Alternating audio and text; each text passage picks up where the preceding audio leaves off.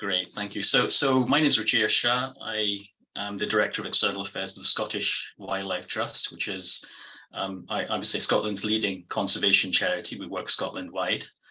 We've been taking a very keen interest in digital transformation over the last few years, and I'll say a bit more about that in a second. But just as with the others, just to say that I would describe myself as dark-skinned with a beard, wearing a jumper, and you can refer to me as his, him, and he. So hopefully that gives you a bit of background to myself. And just to say that I guess over the last 3 years, I've entered into the environmental sector, and so I've not originally come from an environmental background, but it has given me an opportunity, particularly with the last 3 years and everything that's happened over the last 3 years, which has affected all of us, to give me a bit of time to reflect a little bit on the digital journey that I've been on.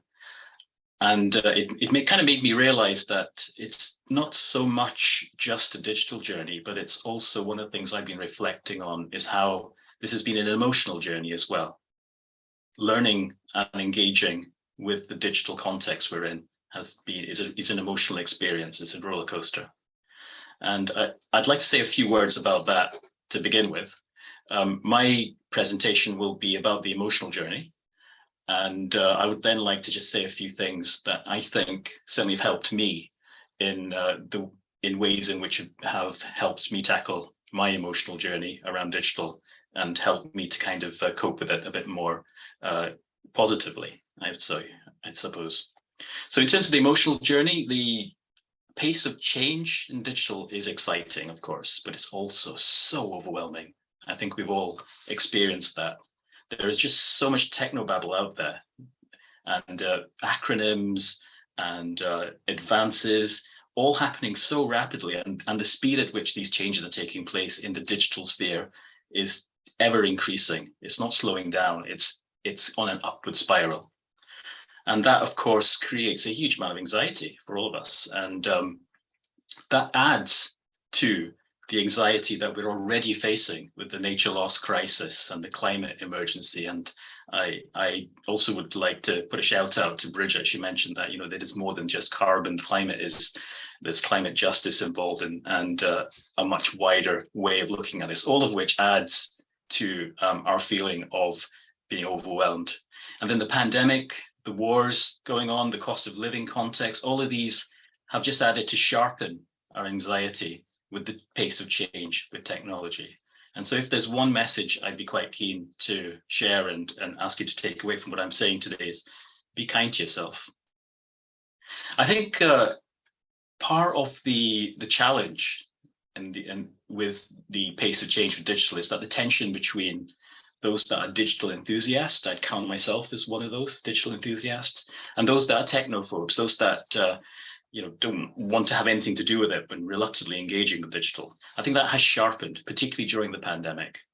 And it was interesting to see in Bridget's presentation, which she presented Renee's golden triangle, and the kind of ways in which people behavior respond in denial and so on.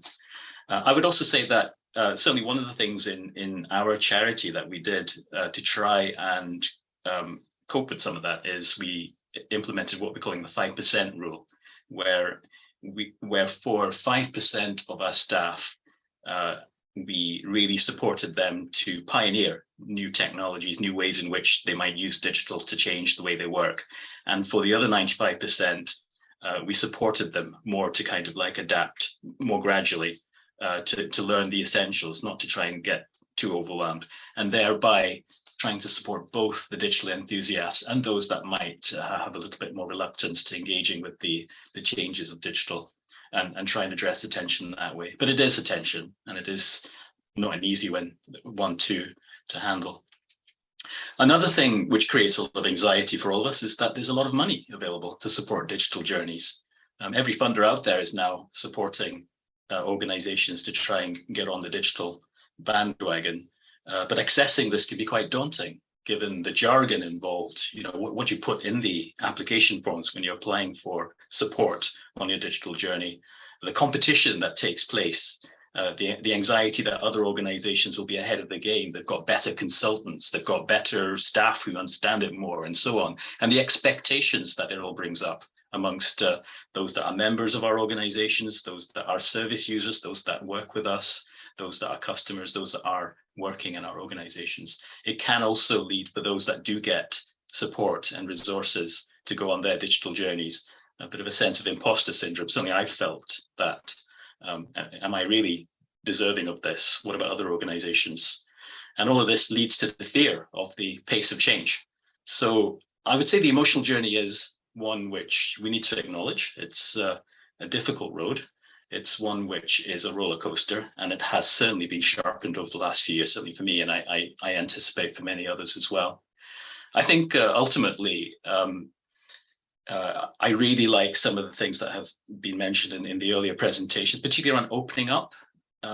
Bridget mentioned this, the open, collaborating more openly, reaching out to others for mutual support, sharing what you're doing.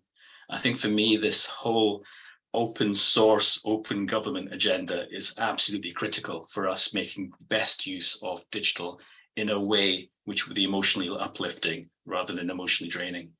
So what I would like to do now is just to offer 7 thoughts on what I feel are ways to think about digital transformation that I've reflected on as a way which I believe is emotionally uplifting rather than draining, and can help us on our digital journeys.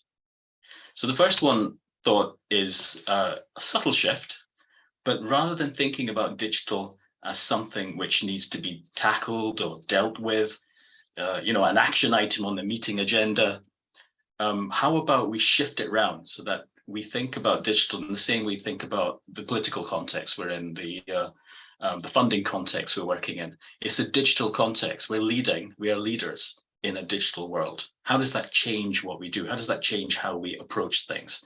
It's not about what can be delegated to the IT department or what we can buy in from a consultant or what we can bring in. It's more about how we lead, and in a shift to a digital being the context. Second thought I have is it's all about people ultimately. Digital is quite often conflated with technology, and technology is a driver. That's where the digital comes from. But I would say that this is very much about change in the social, cultural, and organizational aspects of what we do. They're just as marked and prescient as innovations in technology. At the end of the day, it's the people change that is what is at the heart of all the challenges of the digital journeys we're going through. And I think this has been sharpened certainly by the pandemic, as we realize that it is not about the proliferation of platforms or technologies and so on. It's about how people react and change to digital. That is the key point and the main part of this this agenda. Third thing I'd like to mention is that it really does help in our journey on digital if we, at the top of our mind, we're mindful about equality, diversity, inclusion. The digital inequality divide is widening. Those who have access and those who do not. As everything goes online, it is becoming much sharper, and there are many people losing out. So equality, diversity, and inclusion must be at the heart of every conversation we have about digital transformation. And there are challenges to this. If you think about machine learning, one of the hallmarks of digital transformation at the moment, the bias that's involved in that, because machine learning sucks up huge amounts of data, which in the end ultimately reflects the kind of ways in which our world operates. So it reflects the kind of biases that are inherent in the ways we do things. And this in turn creates challenges to equality, to diversity and inclusion. So we need to be aware. We need to be aware and mindful that digital in itself is not necessarily a good or bad thing, but it can encompass various biases that we need to be aware of. This is one which I've been reflecting on quite a lot, which is about, I think in this kind of new world we're in, the digital world we're in, it's no longer about having the answers anymore. It's about asking the right questions. And I think recently, one example I would draw on is in the world of artificial intelligence. Over the last 2 or 3 months, a number of new technologies based on deep learning approaches and machine learning approaches have been taking the online social media by storm. I mean, some of this is about artificial intelligence, the ways in which it can now create imagery based on text inputs. You know, there are platforms called Midjourney, Stable Diffusion, and DALL-E. These platforms, you basically write in some text, like show me a brown horse galloping in the clouds on a distant planet, and it'll come out with some amazing imagery which nobody has ever seen before, just has never existed before, based on technologies, including neural networks and so on, which have created something completely new. And but at the end of the day, the way in which people engage with these kind of technologies is not so much about knowing what the answer is going to be. You can never predict what it's going to be, but knowing what the right questions are that you ask. I think if you ask the right questions, that is the key. That's the trick, in my view, and what I've seen in unlocking the power of digital. It's key that I think you really don't need to always know how things work as a leader. You don't need to know exactly the underlying technology, but you need to have a strategic understanding of what can be achieved by different implementations of digital. That, I think, is what enables us to lead in the digital world. With so much information at our fingertips, you know, we can just Google anything. Even now, I'm sitting here. I could, if somebody asked me a really tough question, I might look away from the screen for a second, just quickly type something without everybody noticing and Google it and maybe provide the answer. It's not about the information, it's the ability to filter and process information that is now much more important than having information. But that has a flip side as well. If it's no longer about owning information or being the gatekeepers of information, then it becomes then what is to stop us from open sourcing everything we do? And this is something which I'm really delighted to see that the National Lottery Heritage Fund, which is, you know, we're part of the NLHF funded family, as is Culture 24 and others, have been quite strong on the open source approach. I think open sourcing, sharing the learning, collaborating, focus on collaborating with others, not competing.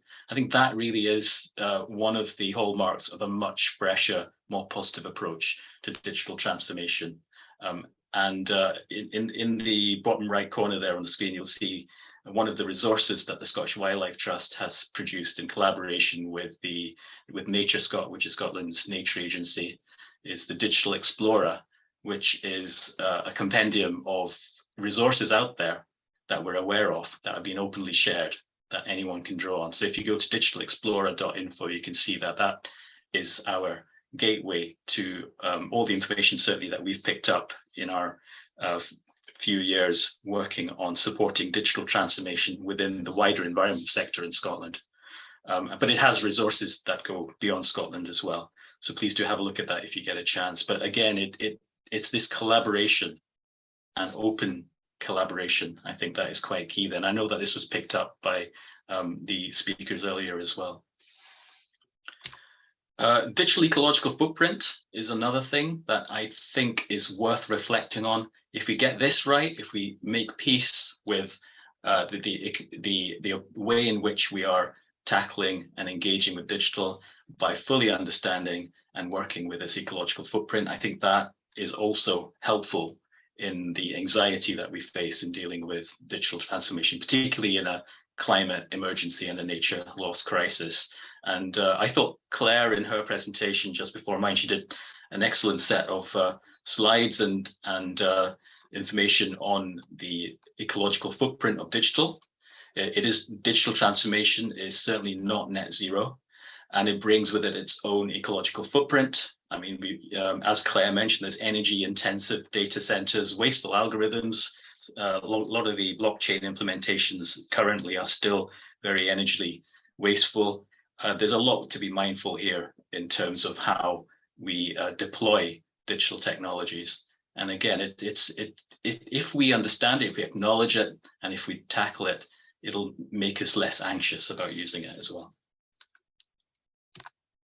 So my final point is, if we are going to be leading in a digital world, then we do need to be a lot more flexible and adaptable.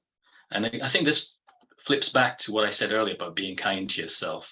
We need to get the balance right around risk and agility. There's a lot of talk in digital circles around agile working practices and so on. But at the end of the day, you can boil that down to the need to be flexible and adaptable. It's no longer about having a very detailed plan about what you're going to do over the next few years and just sticking to it rigidly.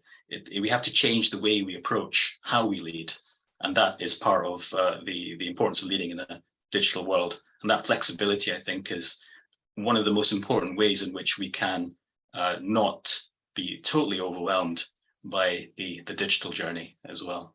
So those are a few thoughts, 7 thoughts I thought I'd share with you.